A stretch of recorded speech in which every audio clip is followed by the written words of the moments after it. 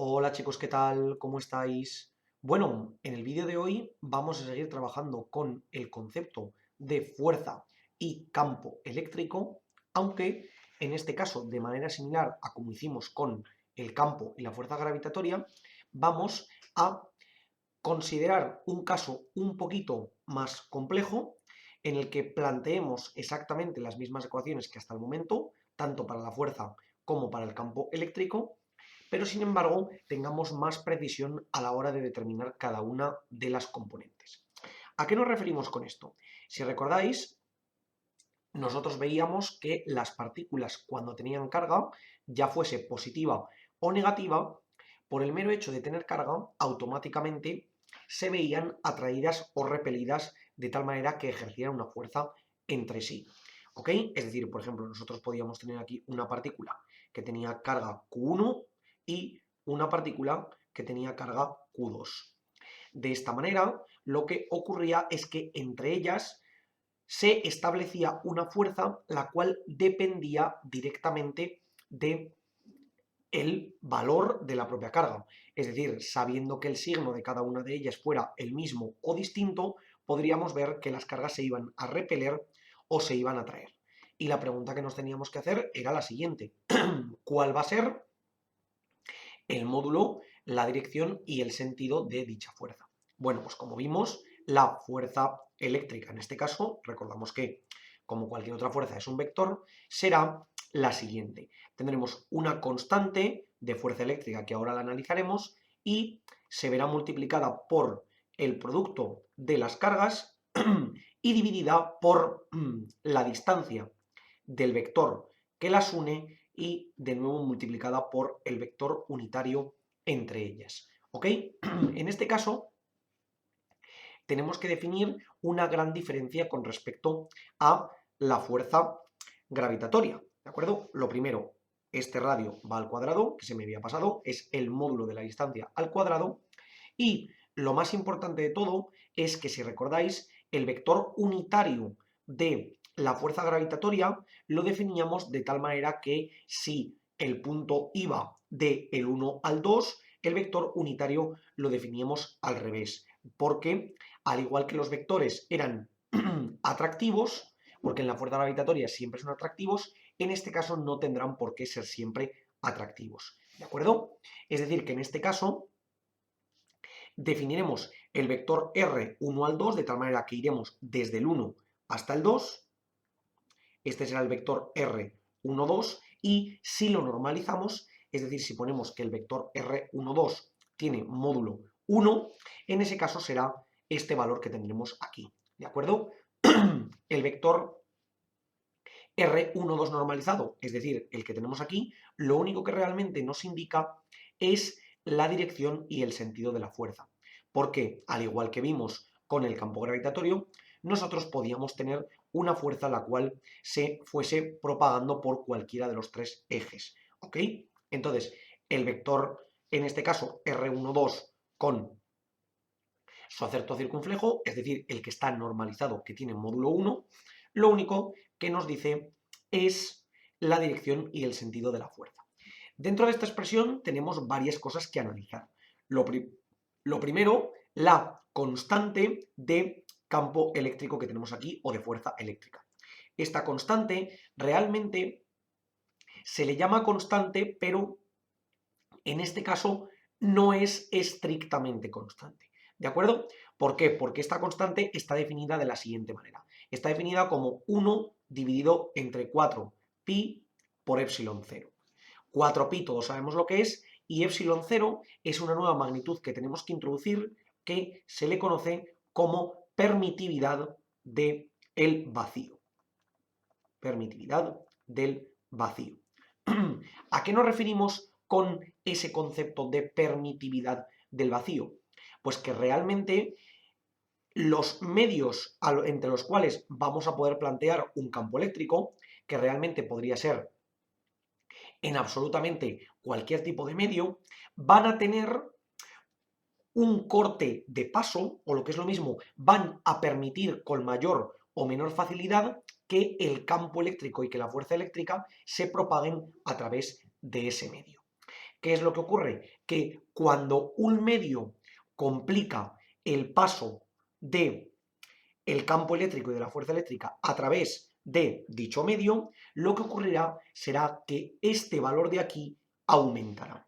¿De acuerdo? ¿Por qué? Porque de esa manera, cuando epsilon 0, o realmente lo llamaremos el nuevo epsilon, que será la permitividad del medio en concreto, cuando epsilon aumente, la constante de la fuerza eléctrica disminuirá porque aumentará su denominador, pero no aumentará su numerador, y por tanto, para las mismas cargas, la fuerza eléctrica será menor. ¿Esto qué es lo que significa? Que no todos los medios permiten que la electricidad se propague de la misma manera. Y de hecho, por eso tenemos algunos materiales que se consideran como conductores y otros materiales que se consideran como aislantes. En aquellos materiales que tenemos conductores, digamos que existe una permitividad relativamente baja, de tal modo que la fuerza eléctrica es relativamente alta, mientras que en aquellos conductores, los cuales, mejor dicho, en aquellos materiales los cuales se consideran como aislantes, la permitividad es extremadamente alta, por lo tanto, la fuerza y la carga eléctrica prácticamente no pueden distribuirse, por lo tanto, lo que hace es reducir muchísimo la intensidad de la fuerza y del campo eléctrico. Es decir, que epsilon 0, tal y como lo hemos definido aquí, sería como la permitividad estándar a partir de la cual se determinan el resto de permitividades. Es decir, que si yo, por ejemplo, tuviese la permitividad de cualquier otro medio, la llamaría epsilon, de tal modo que esto sería la permitividad de un medio en general. ¿Y qué ocurre? Que esta permitividad tiene que ser obligatoriamente mayor o como máximo muy parecida a la permitividad del vacío. ¿A qué nos referimos con esto? A que el vacío es el medio que mejor permite transmitir el campo eléctrico. O visto de otra manera, es el medio que menos dificultades pone para que se transmita precisamente ese campo eléctrico. ¿De acuerdo? Sin embargo, el resto de medios, ya sea cualquier otro material o cualquier otro gas o lo que nos podamos imaginar, van a dificultar en mayor o menor medida la continuidad del campo eléctrico. Por tanto, definiríamos nuestra constante K, que aquí arriba es K, pero debería ser K sub 0, porque estamos hablando del vacío, como 1 entre 4pi por epsilon en general, donde epsilon, repito, que es un valor concretamente que tienen cada uno de los materiales. Concretamente, en el caso del vacío, si recordáis, K valía 9 por 10 elevado a 9, de tal manera que podríamos despejar, suponiendo que esto fuera el K0 y epsilon 0, podríamos decir que epsilon 0 sería equivalente a 1 entre 4pi por K, y esto, si lo metemos en la calculadora, sería 1 dividido entre 4 por pi y por 9 exponencial 9, y esto nos da un valor aproximado de 8,85 por 10 a la menos 12. ¿De acuerdo? Esto sería la permitividad del vacío. A partir de aquí, el resto de materiales, como hemos dicho, tendrían un epsilon que obligatoriamente debería ser mayor que epsilon 0. Y para poder determinarlo, muchas veces no se habla en conceptos del propio epsilon, sino que se habla en una magnitud relativa. Es decir, que se considera un epsilon relativo donde lo que se estudia es la relación que existe entre epsilon y el epsilon del vacío. ¿De acuerdo? De tal manera que, como un epsilon en general siempre va a ser mayor que el epsilon del vacío, es decir, que epsilon 0, este número siempre va a ser mayor que 1. Perdonad, he puesto mayor que 0, sería mayor que 1. Porque la dificultad que va a poner cualquier medio para que se pueda transmitir el campo eléctrico a través de él siempre va a ser mayor que la que pondría el propio vacío. Entonces, como esa dificultad es directamente proporcional al epsilon que hemos determinado aquí, lo que tendríamos sería que aumentaría epsilon, por tanto disminuiría la constante, y al disminuir la constante disminuye la fuerza eléctrica, lo cual nos lleva a la definición que habíamos planteado. Esto es una condición muy importante porque quizá en algunos problemas, en lugar de otorgaros la constante, ya sea del vacío o del medio, os otorgarán el coeficiente de permitividad, ya sea del vacío o del medio, ¿de acuerdo? Y a través de ahí determinaremos la constante o directamente podríamos sustituir esta expresión como el producto de las cargas entre 4pi por epsilon y por R12 al cuadrado, con su módulo, lógicamente, y esto nos quedaría, a ver, lo voy a poner bien, sería el vector R12 al cuadrado y por el R12 para determinar la dirección y el sentido. Esta sería otra manera de redefinir la propia fuerza eléctrica. Esto es muy importante que lo tengamos en cuenta precisamente porque, como os he dicho antes, los datos nos pueden venir dados de diferentes maneras. Otra cosa muy importante que tenemos que recordar a la hora de estudiar la fuerza eléctrica es que, al igual que la fuerza gravitatoria siempre era atractiva, la fuerza eléctrica no siempre tiene por qué ser atractiva. ¿Y eso de qué va a depender? Pues como hemos dicho al principio, dependerá directamente de la relación que exista entre las diferentes cargas, ¿vale? Para ello podemos tener un truco dentro de la propia fuerza eléctrica. Podemos decir que el módulo de la fuerza eléctrica como tal sería la constante, que siempre va a ser positiva, por el producto de las cargas dividido entre la distancia al cuadrado. ¿Qué es lo que ocurre? Que si nos damos cuenta, si definimos como tal el módulo de la fuerza eléctrica, el módulo por definición tiene que ser mayor que cero, ¿de acuerdo? Pero si permitimos en este caso que el signo de las cargas nos cambie el módulo, es decir, que podamos permitir tener un módulo, entre comillas, negativo, ese negativo o positivo nos va a dar mucha información con respecto al sentido que tendrán cada una de las fuerzas. ¿A qué nos referimos con esto? Por ejemplo, consideremos el primer caso, donde la carga 1 sea mayor que 0 y la carga 2 sea mayor que 0. ¿Qué ocurriría? Que en este caso la fuerza eléctrica sería también mayor que 0, porque tendríamos un producto de cargas positivo, la constante positiva, y el radio al cuadrado o la distancia al cuadrado, lógicamente positiva. Por tanto, la fuerza eléctrica sería mayor que 0. Pues, ¿qué es lo que va a ocurrir? Que vamos a tener fuerzas repulsivas. Es decir, que las cargas se van a intentar repeler entre sí. Si vamos al segundo caso, en el cual tendríamos la carga 1, por ejemplo, mayor que 0, y la carga 2 menor que 0, en este caso, la fuerza eléctrica, tal y como la hemos definido, simplemente por este, repito, entre comillas, módulo, sería menor que 0. ¿Por qué? Porque, de nuevo, la constante por el radio al cuadrado siempre sería mayor que 0, pero, sin embargo, producto de cargas positiva por negativa me quedaría menor que 0. Y aquí lo que tendríamos sería una fuerza atractiva, ¿ok? Es decir, que cuando tengo una fuerza que según este módulo es negativa, lo que realmente ocurre es que tenemos un valor que hace que las cargas se atraigan entre sí, mientras que cuando trabajo respecto a este módulo, si es positivo, las fuerzas van a ser repulsivas. En el tercer caso nos ocurriría similar. Si la carga 1 ahora la vuelvo negativa y la carga 2 la pongo positiva, la fuerza eléctrica volverá a ser menor que 0 y por lo tanto volveremos a tener un caso atractivo. Si nos damos cuenta, volvemos a tener un caso equivalente al anterior, pero cambiando el orden de las cargas.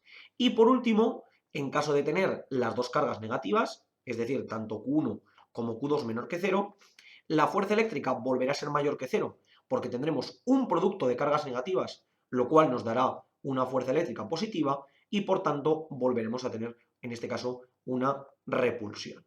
¿De acuerdo?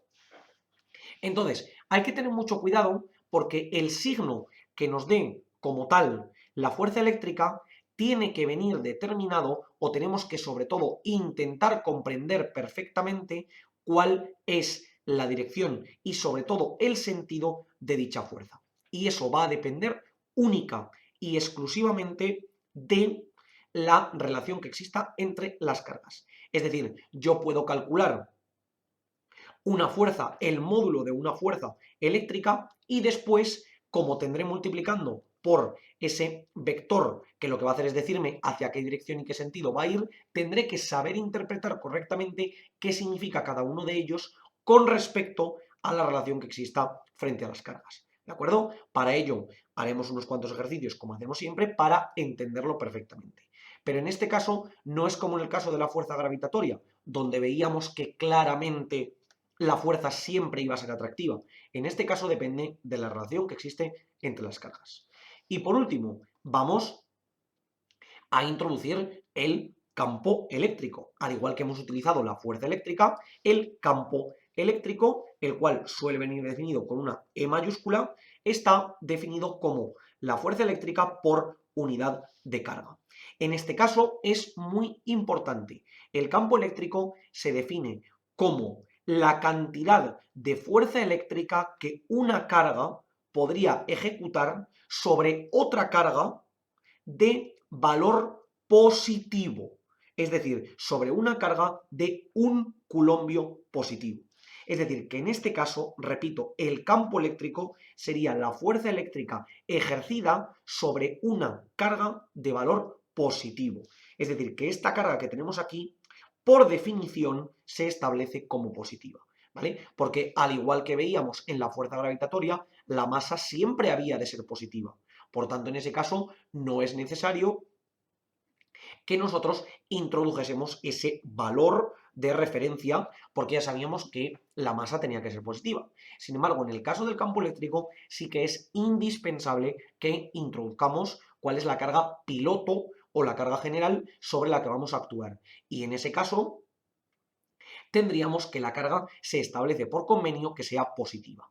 En caso de que dentro de ese campo eléctrico se introduzca una carga negativa con el mismo valor, tendremos una fuerza del mismo módulo, pero misma dirección y sentido contrario. Porque en lugar de verse atraída se verá repelida o en lugar de verse repelida se verá atraída. ¿De acuerdo? La función será exactamente la misma, pero sin embargo tendremos un comportamiento de sentido contrario.